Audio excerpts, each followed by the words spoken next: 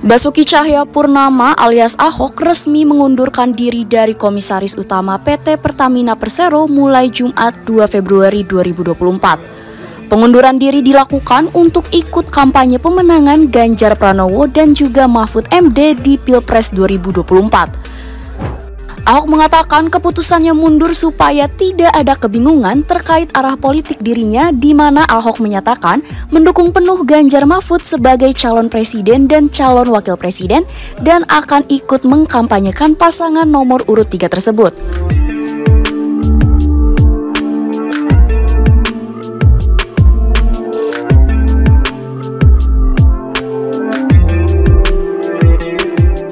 Sebelumnya, Ahok resmi memberikan dukungan kepada Ganjar Pranowo dan Mahfud MD yang telah mendeklarasikan diri sebagai Capres dan Cawapres pada 18 Oktober 2023. Ahok mengatakan bahwa pasangan Ganjar Pranowo dan Mahfud MD dinilai bisa membereskan permasalahan di Indonesia dan merupakan dua sosok yang bisa menyelesaikan masalah korupsi di Indonesia. Tanggapannya soal Mas Ganjar sendiri sosoknya seperti apa dan sekarang dipasangkan dengan Pak Mahfud MD? Ya, saya kira ini satu pasangan yang cocok banget ya. Nah, kan kita tahu kan kalau ditanya orang satu kata, apa sih akar masalah di negara kita? Itu satu, korupsi. Nah, kalau untuk atas itu bagaimana? Selain transparansi, butuh kepala yang berani lurus gitu loh. Kan banyak juga orang jujur tapi tidak berani menyuarakan kejujuran atau melawan, tahu nggak? Nah begitu Pak Ganjar kemudian saya kenal sama-sama di Komisi 2 DPR ya. Ini orang berani vokal nih ngomong nih. Nah ngomong enggak gitu loh. Nah ini berani. Misalnya kita waktu itu pernah, saya ada cerita sama beliau juga. Kita waktu itu memang agak beda partai, saya dari Golkar waktu itu. Mereka suka ledekin, ini baju kuning kok dalamnya merah nih, kok sama Pak Ganjar sama. Ya kalau kita kan dia pimpinan kan ya, kita ngomong apa kita suarakannya sama, gitu loh. Misal soal IKTP gitu kan, kita bisa suara yang sama, ngapain bikin IKTP gitu loh. Kalau bisa dengan bank apa segala macam gitu kan, nah kita bisa mirip lah bahasanya lah. Nah terus kita juga perjalanan dinas juga pernah bareng. Nah, dan beliau juga termasuk, saya bilang kita utang kepala nih. Waktu itu orang bilang nggak mungkin partai, teman-teman partai waktu Komisi 2 nggak mungkin Ibu Mega kasih kamu dampingin Pak Jokowi jadi wakil. Nah cuma Pak Ganjar yang bilang, mau taruhan nggak lo? Saya jamin Ibu Mega pasti pilih lo katanya yang jadi damping Pak Jokowi. Kan bagi orang lain nggak mungkin, karena minus kan. Nah tapi beliau, saya bilang ini ideologi. Beliau itu pegang teguh ideologi, punya keyakinan, ikut PD Perjuangan. Nah tambah Pak Mahfud nih. Nggak ada orang yang ngomongin berani bukti terbalik, sita harta segala macam gitu kan. Nah saya yakin kalau pasangan dua ini digabung, kan kita sampaikan dari awal kan, akar masalah bangsa kita adalah korupsi. Kita harus perbaikan gaji apa segala macam. Nah, dengan pasangan yang berani memberantas korupsi, memperbaiki birokrasi, dengan memperbaiki juga istilahnya kompensasi dan benefit dan gaji lah ya.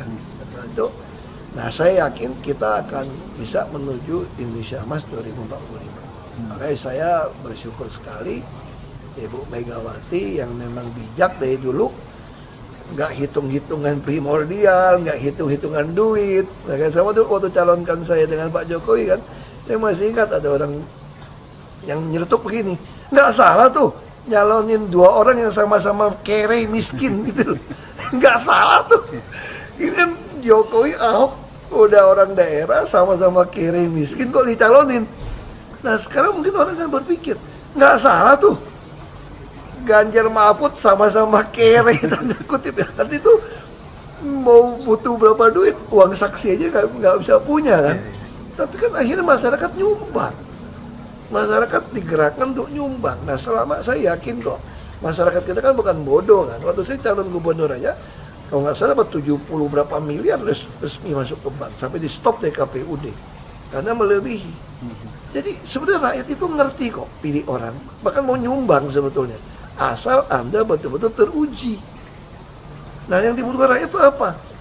Selama ini kan, ya ada Pak Jokowi sama saya masuk kan orang boleh lihat nih, oh ada loh pejabat yang mau kerja, yang mau ngurusin orang. Nah sekarang rakyat butuh, ada nggak pejabat yang berani sikat koruptor, perbaikin sistem, dan itu teruji kan, berani pecat orang yang main. Pak Ganjar lakukan kepada dia, berani dipecat, nggak ada urusan. Pak Mahfud berani teriak ngomong nih, ngerti hukum lagi semua kan, dan juga orangnya juga takut akan Tuhan, itu yang penting. Saya kira Pak Ganjar juga orang yang takut akan Tuhan, nggak pernah tinggalin sholat, nggak juga bisa. Saya kenalkan sama-sama itu kan. Nah itu yang kita butuhkan. Kalau orang takut akan Tuhan, dia pasti tidak berani macam-macam, karena takut akan Tuhan akan kasih dia hikmat kan, hikmat untuk putusan demi putusan. Dan dua pasangan ini dengan karakter teruji, dengan track record yang jelas, kita yakin akar masalah di Indonesia korupsi bisa kita selesaikan. Itu yang saya syukuri dengan pasangan dua itu sih. Soal lain, Pak Ahok, soal putusan MK yang banyak diperdebatkan pakar ahli tata negara, menurut Pak Ahok sendiri gimana? Nah, saya kira ya, secara hukum konstitusi, MK memang nggak bisa banding ya. Putusan dia itu adalah mutlak. Walaupun secara kita berpikir, mungkin hanya secara etika lah, secara moral gitu ya. Dia ngambil kerjaannya DPR dong. Kan coba lihat putusan-putusan dia yang lain. Selalu dikembalikan. Saya pada DPR juga bareng, pernah di badan legislasi juga. Semua putusan MK membatalkan atau menambahkan itu harus diselesaikan oleh DPR. Kira-kira gitu kan. Tapi putusan kali ini kan boleh nggak? Boleh-boleh aja. Dia yang maha kuasa kok, untuk konstitusi kok. Tapi secara etika saya pikir ya, secara aturan kan kita punya porsi masing-masing nih. Legislatif ya salah satu ya legislasi. MK yang menjaga konstitusi supaya undang-undang apapun yang keluar tidak melawan konstitusi kita, kan itu tujuannya. Nah jadi saya pikir ya dia putuskan ya kita harus terima sebagai warga negara, itu memang putusan tertinggi kok. Sama kayak BPK putusin apa, walaupun ada yang ngaco, oknumnya juga saya terima kan BPK kan. Karena dia memang yang maha tinggi, nggak bisa digugat, gugatnya juga ke dia. Apa yang mau digugat? Terus ada yang bilang ini kan jalan untuk Gibran sebagai maju sebagai cawapres dan katanya akan saya kira jalan nggak jalan bagi saya sah-sah saja kalau mereka mau putuskan. Kalau Gibran akhirnya maju berkat keputusan ini, gimana pendapat Pak? Ya menurut pendapat saya tergantung rakyat mau pilih atau enggak. Betul nggak? Nah, yang pasti kalau buat saya dibandingkan misalnya Pak Gibran jadi maju gitu, Mas Gibran gitu ya.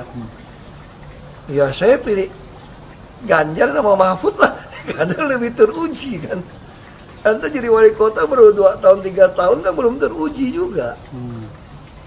Ini bicara nyali nih, saya bilang nih, karena korupsi kan udah jadi akar semua masalah. Nah, mungkin Anda jujur. Anda boleh jadi orang jujur. Yang kita butuhkan sekarang ini jujur dan berani. Kalau cuma jujur nggak berani nggak ada guna. Berani nggak jujur lebih celaka juga. Berani nyolong lebih celaka. Tapi kan jujur, saya yakin. Tapi Anda berani nggak? Dan Mas Gibran belum terlalu berpengalaman menghadapi berbagai macam. Nah, jadi kalau Ibu Mega selalu ngomong begini, kalau saya ketemu ngomong, kenapa beliau bisa pilih Ganjar? Kenapa bisa pilih saya maju ke DKI? Tapi Pak Mahfud, beliau selalu katakan, ini urus negara loh, mau jadi presiden loh. Kalau Anda belum lengkap, belum pernah di legislatif, belum nasional ya maksudnya DPR, kan DPR kan belum ngerti nih pemerintahan seperti apa. Anda belum pernah di eksekutif yang tingkat provinsi, Anda nggak ngerti jadi presiden nanti.